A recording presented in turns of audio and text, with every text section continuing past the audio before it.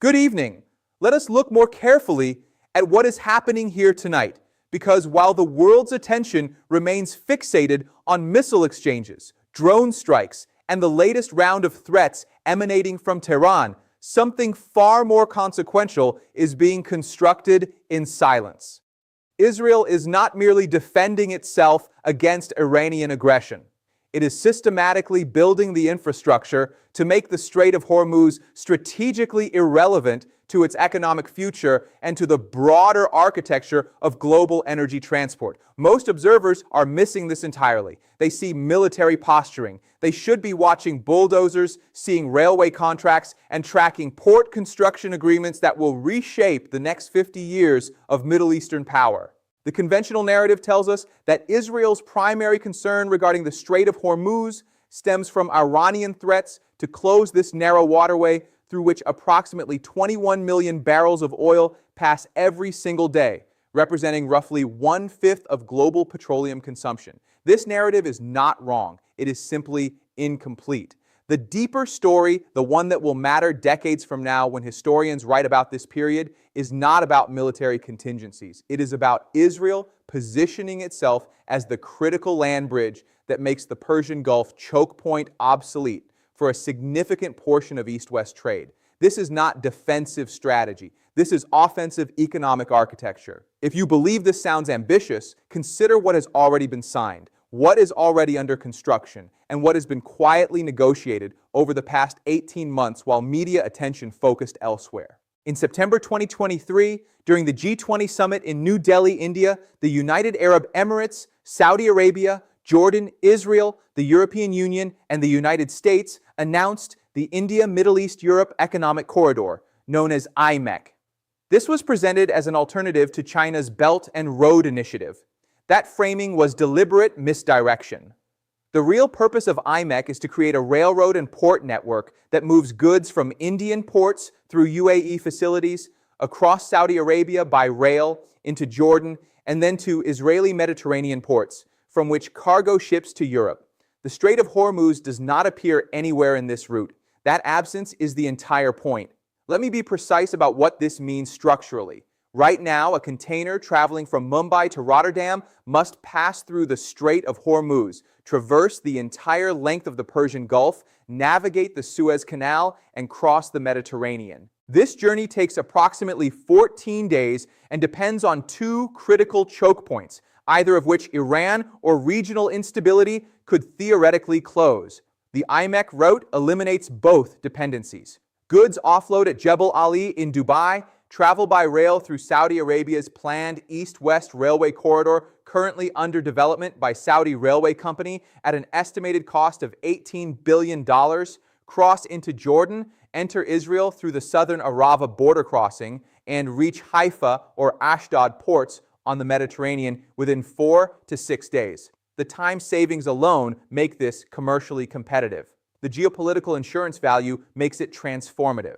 Now, at this point, if you have been following geopolitical analysis seriously, you should subscribe to this channel, because what I'm about to show you next is the second layer that even sophisticated observers consistently overlook. The IMEC corridor represents visible infrastructure. The deeper transformation involves energy pipelines that are already operational or in advanced planning stages. In June 2023, the Eastern Mediterranean Gas Forum, which includes Israel, Egypt, Cyprus, Greece, Jordan, Italy, and the Palestinian Authority, finalized technical specifications for the EastMed pipeline project designed to transport Israeli and Cypriot natural gas directly to Europe via Greece.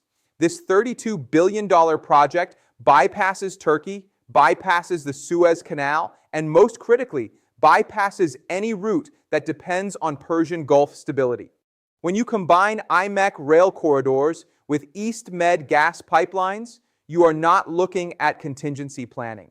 You are looking at systematic decoupling from Persian Gulf dependency. But there is a third layer that takes this from ambitious infrastructure project to genuine strategic revolution. In February 2024, leaked documents from the Israeli Ministry of Transportation revealed feasibility studies for what analysts are calling the Ben Gurion Canal, a proposed waterway that would run from the Gulf of Aqaba through the Negev Desert to the Mediterranean, essentially creating an alternative to the Suez Canal entirely. The project has been discussed intermittently since the 1960s, always dismissed as economically unfeasible.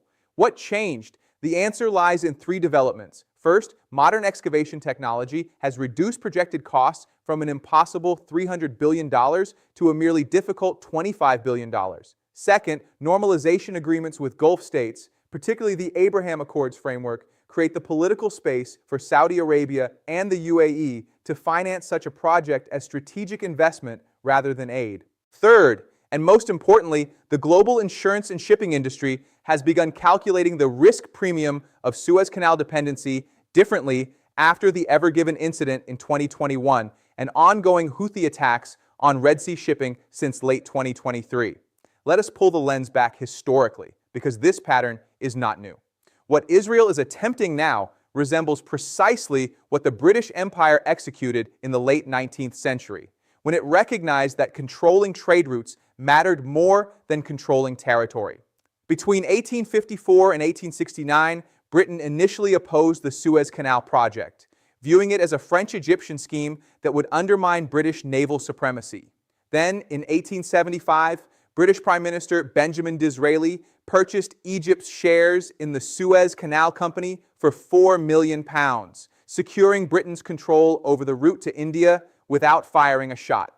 Britain did not build the canal. Britain made the canal structurally irrelevant to its adversaries by controlling it completely. Israel's strategy inverts this logic. It cannot control the Strait of Hormuz. Iran effectively controls that choke point. So Israel is building routes that make control of Hormuz strategically worthless against Israeli or allied interests. The historical parallel extends deeper. During the Cold War, the United States invested heavily in alternative transit routes precisely when existing routes fell under adversarial influence. When the Soviet Union expanded its naval presence in the Indian Ocean during the 1970s, threatening Western access to Persian Gulf oil, the United States did not respond primarily through military confrontation. It responded through infrastructure diplomacy. The Trans-Arabian Pipeline, known as TAP line, transported Saudi oil directly to the Mediterranean, bypassing the Persian Gulf entirely. That pipeline operated from 1950 to 1990, moving approximately 300,000 barrels per day at its peak. It was not primarily an economic project. It was a strategic bypass mechanism. Israel is now building the 21st century version of TAP line, except instead of one pipeline, it is constructing an entire multimodal transportation ecosystem. The fourth analytical layer involves actors most commentary ignores entirely. Saudi Arabia's role in this infrastructure network is not passive transit permission. Saudi Crown Prince Mohammed bin Salman has allocated $43 billion through the Public Investment Fund specifically for east-west connectivity projects. This is not altruism. This is Saudi Arabia positioning itself as the indispensable middle node in a trade network that connects Asia to Europe while bypassing both Iranian waters and Egyptian canal tolls. The Saudi port city of Neom, currently under construction on the Red Sea coast with a projected budget exceeding $500 billion, is being designed explicitly as a transshipment hub for IMEC corridor traffic. When you see Neom promoted as a futuristic city project, that is marketing. The strategic function is to create a Red Sea port capable of handling ultra-large container vessels that will feed cargo onto Saudi railways heading toward Israeli Mediterranean ports. The United Arab Emirates is executing a parallel strategy. DP World, the Dubai-based port operator, has invested $700 million in expanding Haifa Port capacity specifically to handle increased throughput from IMEC corridor traffic. This is not speculative investment. This is infrastructure being built right now based on contractual commitments for future cargo volumes. Simultaneously, Etihad Rail, the UAE's national railway operator, is completing the final phase of a network that will connect to Saudi Arabia's rail system by late 2025, creating seamless freight movement from Abu Dhabi to the Jordanian border. These are not symbolic gestures. These are billion-dollar bets that the Persian Gulf choke point will become less relevant to Emirati commercial interests than land routes through Saudi Arabia and Israel. Now, let us examine the fifth layer, which concerns the actors who lose from this transformation. Egypt faces the most immediate threat. Suez Canal revenue represents approximately $8 billion annually to the Egyptian economy, roughly 2% of GDP. If even 15% of container traffic diverts to the IMEC corridor, Egypt loses over $1 billion per year in hard currency revenue. That figure compounds if the Ben Gurion Canal ever becomes operational, which would directly compete with Suez for Asia-Europe shipping routes. Cairo understands this perfectly. In March 2024, Egypt announced a $17 billion Suez Canal expansion project specifically designed to accommodate larger vessels and reduce transit times, attempting to maintain competitive advantage through capacity increases. But Egypt cannot match the strategic insurance value of a route that bypasses both Hormuz and Suez entirely. Iran's position becomes even more complex. Tehran has leveraged its ability to threaten Strait of Hormuz closure as its primary economic deterrent for 40 years. If major trade flows no longer depend on that strait, Iran's leverage diminishes proportionally. This does not mean Iran becomes irrelevant. 21 million barrels of oil still pass through Hormuz daily, and that will not change overnight. But the trajectory matters more than the current state. If in 10 years, 30% of India-Europe trade moves through IMEC corridors, and if significant natural gas exports flow through EastMed pipelines, then Iran's ability to hold global energy markets hostage degrades substantially. This is not about immediate displacement. This is about long-term strategic erosion of Iran's primary asymmetric advantage. Turkey also emerges as a structural loser, though Ankara rarely appears in mainstream coverage of this issue. Turkey's geographic position has historically made it an unavoidable transit route between Europe and Asia. The Baku-Tbilisi-Ceyhan pipeline, which transports Azerbaijani oil to European markets through Turkey, generates approximately $150 million annually in transit fees for Ankara. If EastMed pipelines bypass Turkey entirely, and if IMEC rail corridors offer faster transit times than Turkish road and rail networks, then Turkey's transit leverage diminishes. This partially explains Turkey's increasingly aggressive diplomatic posture toward both Israel and Gulf states. Erdogan is not simply reacting to Palestinian issues. He is watching Turkey's geographic advantage erode in real time. The sixth analytical layer addresses what this means for global energy architecture beyond regional players. China currently depends on Strait of Hormuz transit for approximately 43% of its crude oil imports, roughly 4 million barrels per day. Beijing has invested over $300 billion in Belt and Road Initiative projects specifically designed to diversify energy import routes away from choke points vulnerable to U.S. naval interdiction. The China-Pakistan Economic Corridor, the Myanmar oil and gas pipelines, and various Central Asian rail networks all serve this strategic purpose. But if IMEC corridors become operational and economically viable, China faces a new form of competition, not military competition. Infrastructure competition. The question becomes whether Chinese belt and road routes or Western-aligned IMEC routes capture the next generation of Eurasian trade flows. This is the 21st century's version of the 19th century scramble for railway concessions. Europe's position in this transformation is equally significant. The European Union has designated IMEC as a strategic priority precisely because it reduces European energy dependence on Russian pipelines and unstable Middle Eastern choke points simultaneously. If Israeli Mediterranean ports become major entry points for Asian goods and Middle Eastern gas, then Europe gains leverage it currently lacks. This is why Germany, France, and Italy have all signed preliminary agreements to invest in IMEC infrastructure through EU development funds. Brussels is not betting on one route. It is diversifying transport dependencies across multiple corridors. But IMEC offers something Belt and Road cannot: alignment with existing Western security architectures. Now we must examine three distinct scenarios for how this unfolds over the next 10 to 15 years, because the future is not predetermined. The first scenario, which we might call full bypass success, assumes IMEC rail corridors become operational by 2027, Ben Gurion Canal construction begins by 2029, and EastMed pipelines start flowing gas by 2030.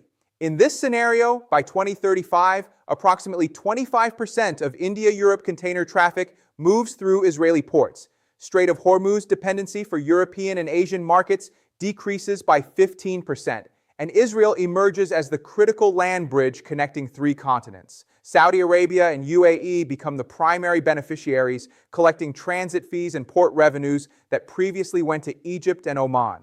Iran's strategic leverage diminishes, potentially forcing Tehran toward actual diplomatic compromise on nuclear and regional issues as its economic deterrent weakens.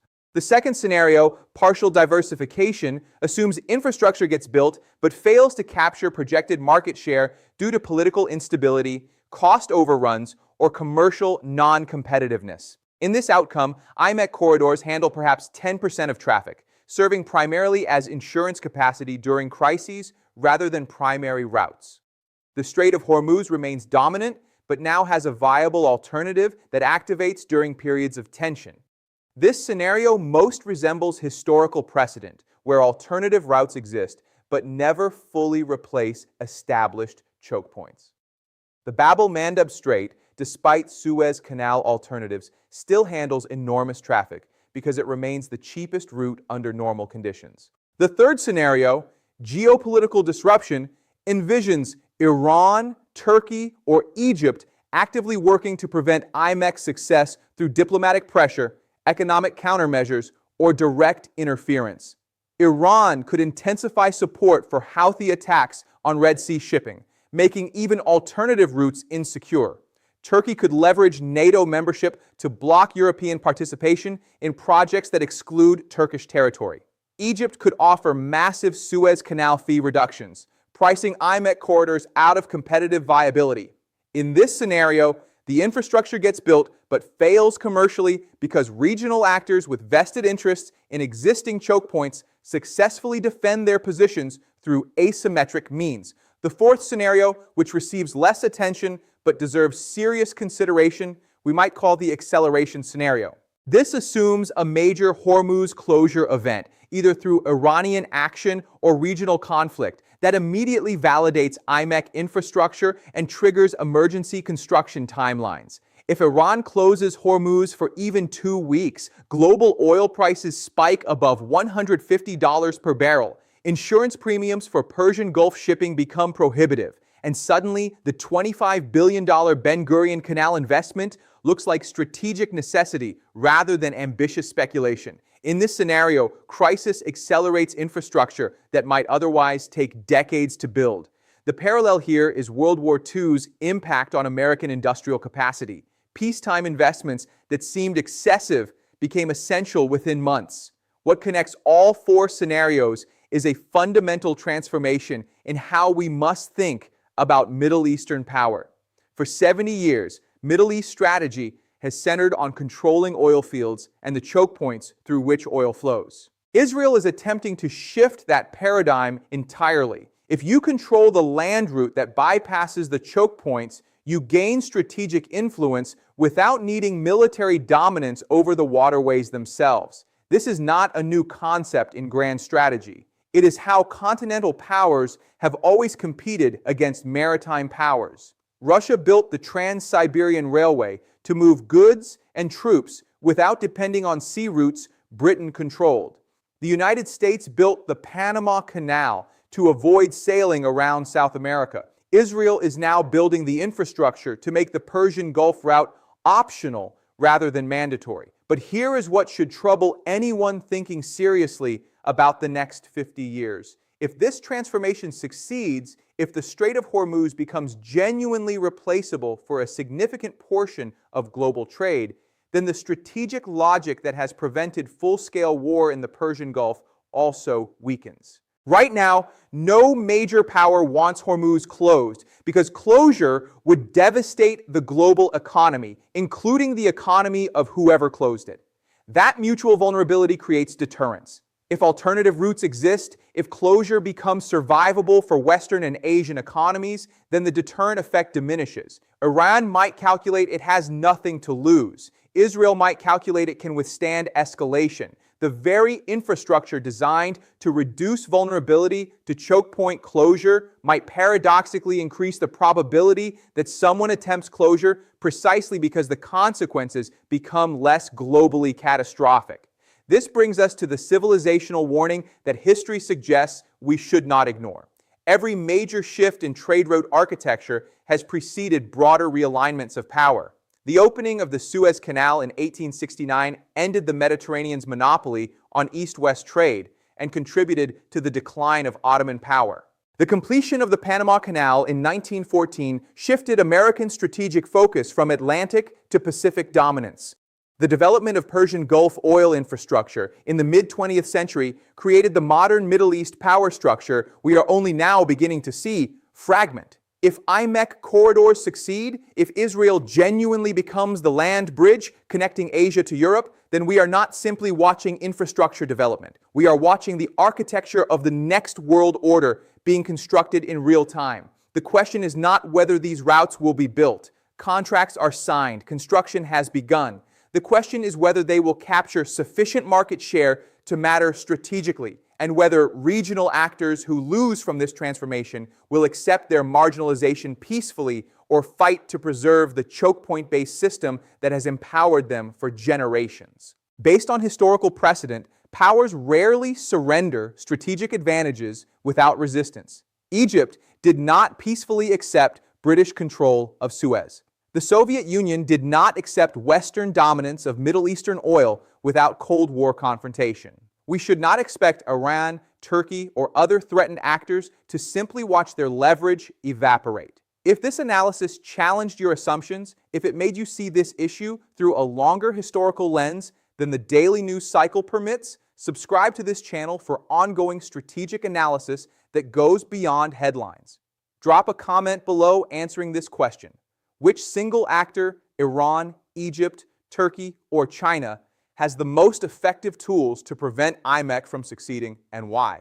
That answer will tell us much about the next decade. And one final thought to leave you with tonight. The next video will examine something most observers are missing entirely: how Saudi Arabia's infrastructure investments are not merely supporting Israeli trade routes, but are simultaneously building the capacity to replace Israel if normalization fails. The Saudis are not betting on one outcome.